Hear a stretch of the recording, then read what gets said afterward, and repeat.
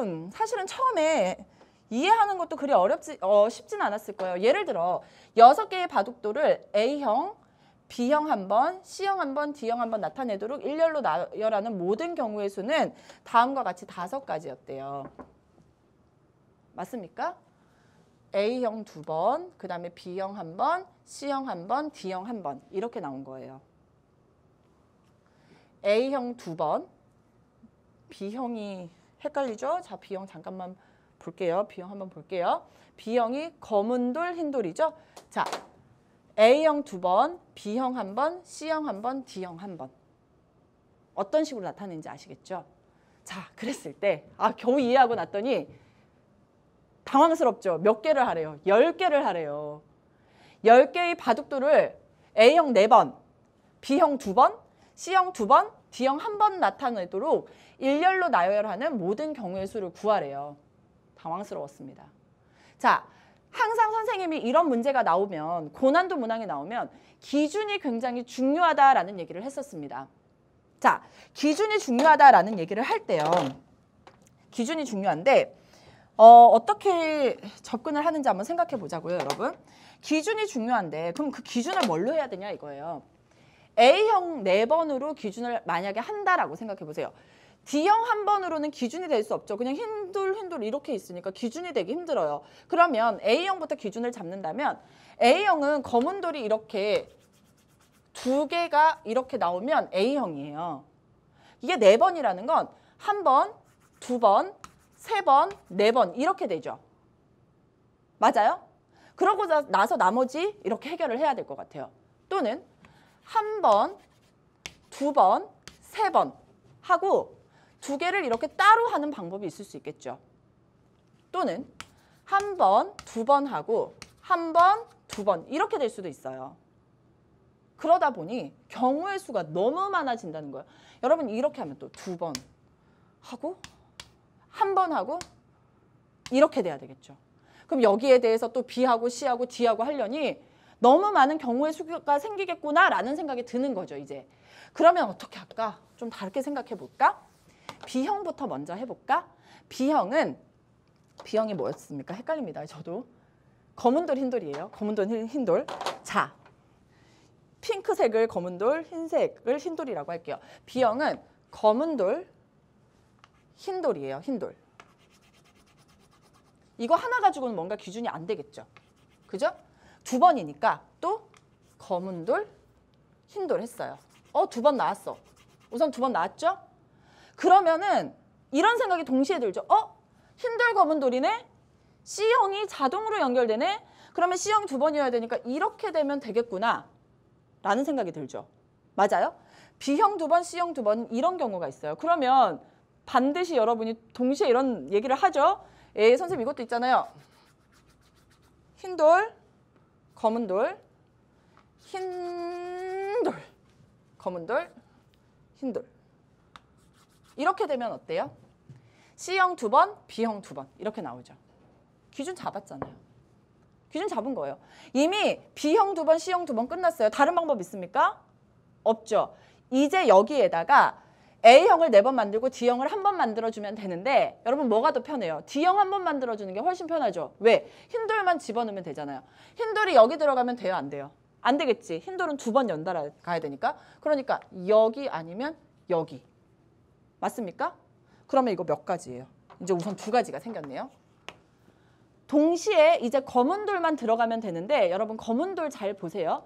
검은 돌이 이제 몇 개 남았냐면 잘 보세요. 흰 돌을 우선 하나 넣어볼게요. 여러분 헷갈릴 수 있으니까 흰 돌을 이쪽에다 하나 넣었다고 생각할게요. 이렇게 넣고 이렇게 있었어요.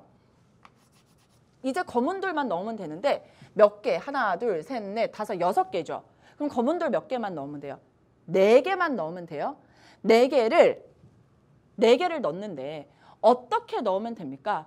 여기다 만약에 4개를 다 넣었어요. 다 넣었어요? 그러면 A형 4번 나옵니까? 하나, 둘, 셋, 4번 나오죠. 맞죠? 또는 여기에 3개를 넣었어요. 그러면 하나, 둘, 셋. A형 3번 나왔죠? 하나 남은 걸 여기 넣던가 여기 넣어도 되죠. 또 이렇게 했어요. 그러면 몇 개? 지금 2개 썼으니까 2개 남았죠. 여기다 2개 넣어버리세요. 그럼 A형 2번 해서 끝났죠. 잘 됐어요. 또는 여기다 넣어도 되고 여기다 하나 넣어도 돼요. 무슨 얘기를 제가 지금 하고 싶은 거예요? 여러분이 해보면 이제 어떤 생각이 듭니까? 아, 검은 돌 4개 남은 거는 검은 돌 4개 남은 거는 중복을 허락해서 중복 허락하죠. 1개 넣어도 되고 2개 넣어도 되고 안 넣어도 돼요. 4번을 다 쓰기만 하면 되는데 어디? 이 원래 있던 검은 돌 옆에만 들어가면 돼요. 맞습니까? 그죠? 그러니까 자리가 3개 있는데 검은 돌 4개가 들어가야 되는 거죠. 맞아요? 그러니까 3개 중에 몇 번? 4번 선택하는데 중복을 허락한다 라는 얘기가 나오게 되는 거죠. 무슨 말인지 이해되셨어요? 자리가 3개 있는 거예요. 옆에 삐집고 들어갈 자리가 3개가 있는데 그 3개의 자리에다가 검은 돌 4개를 넣어주는 거예요. 중복을 허락해도 되는 거죠. 순서는 없죠. 그래서 3 플러스 4 마이너스 1C 4 콤비네이션 4 동시에 일어나죠. 곱해주시면 되는 거예요. 여기서 한 개만 이제 연습이 됐으면 여기 두 번째 경우 굉장히 쉽죠. 흰 돌은 어디에 들어가면 돼요? 여기 아니면 여기 아니면 여기 옆으로 들어가면 되죠. 그래서 우선 흰 돌 여기다 넣었다고 생각하는 거예요. 여기 아니면 여기 아니면 여기 몇 가지입니까? 우선 3가지였고요. 자, 이렇게 넣은 다음에 이제 검은 돌 몇 개만.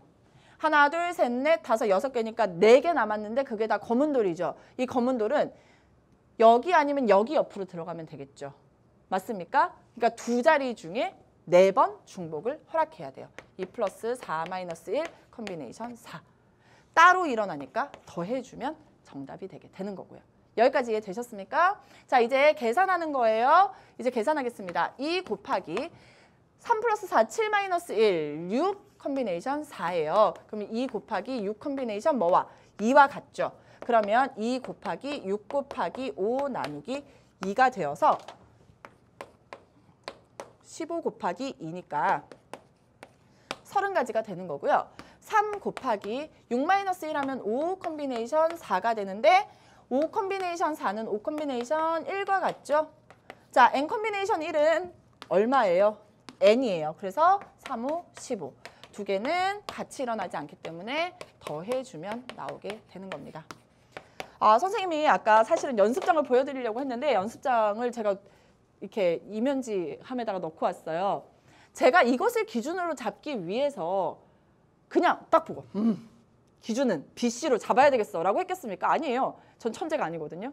여러분이랑 똑같은 두뇌를 가졌는데 수학 공부를 조금 더 많이 했을 뿐입니다. A를 먼저 했어요. 사실은 D는요 한 번이기 때문에 D는 한 번 갖고 어떻게 할 수가 없잖아요. 그럼 당연히 A를 먼저 기준으로 잡아야 되는데 A가 4번 나오게 되는 경우가 너무 많잖아요. 해보다 보니 너무 많아서 오히려 복잡하겠어. 그래서 다음 경우로 넘어간 겁니다. 그 과정이 제가 지금 복잡했다라는 말로 줄였기 때문에 굉장히 짧게 끝난 것 같지만 저도 정말 곰곰이 생각했어요. 그 다음에 이제 B를 갔더니 두 번이라 이 2가지 경우가 되겠구나 라고 생각했고 기준을 잡고 나면 좀 더 쉬운 거 먼저 해결하고 어려운 거 해결해야 되죠. 그래서 D형을 해결하고 A형을 해결하고 이런 순서대로 문제를 해결했던 거예요. 그러니까 와 선생님은 어떻게 저걸 저렇게 빨리 풀지가 아니에요. 그러니까 너무 걱정하지 마시고요. 앞에서 시간을 많이 세이브해야 되잖아요. 그래서 앞에서 선생님이 가르쳐줬던 몇 가지 유형 팁들 있죠. 그런 것은 여러분이 반드시 여러분의 것으로 만드는 것이 더 중요하다라는 것은 꼭 기억하셔야 됩니다. 함수의 그래프에 대한 얘기들, 함수의 그래프의 개형에 대한 얘기들이 더 중요해요. 선생님 솔직히 얘기하면요. 30번 문제가 과연 대수능에 나올까? 가능성 굉장히 희박해요. 그러나 그래도 여러분 문제를 풀 때, 고난도 문항을 풀 때 어떤 기준을 잡고 어떻게 끈기 있게 해결하는 게 더 좋겠구나라고 연습한다라고 생각하면 그것도 좋은 방법이잖아요. 그래서 그런 식으로 여러분 생각하셔야 됩니다. 지금 뭐 선생님 이 문제 나와요 안 나와요? 하지 않고 그런 식으로 연습하고 수학적 사고력을 확장시키는 연습을 하는 것이다 라고 생각하고 30번 문항들 이렇게 해결해 봤습니다. 함수의 그래프 다시 한번 강조하지만 굉장히 중요합니다. 오늘 1번부터 30번 문항 중에 2차 함수의 그래프 개형 나왔죠? 3차 함수 그래프의 개형 나왔죠? 4차 함수 그래프의 개형 나왔죠? 끝나고 스스로 생각해 보세요. 2차 함수 그래프 내가 할 수 있나? 그거 이용해서 2차 방정식 생각할 수 있냐? 그 근을 이용해서 3차 함수의 그래프 개형 생각할 수 있는지, 3차 함수 그래프에서 3차 방정식 갈 수 있는지, 3차 방정식에서 4차 함수 그래프 갈 수 있는지 순서대로 쭉 스스로 만들어 본다면 정말 여러분 나중에 21번 문항에서 이런 거 나오잖아요. 완전 쉽게 맞출 수 있을 겁니다.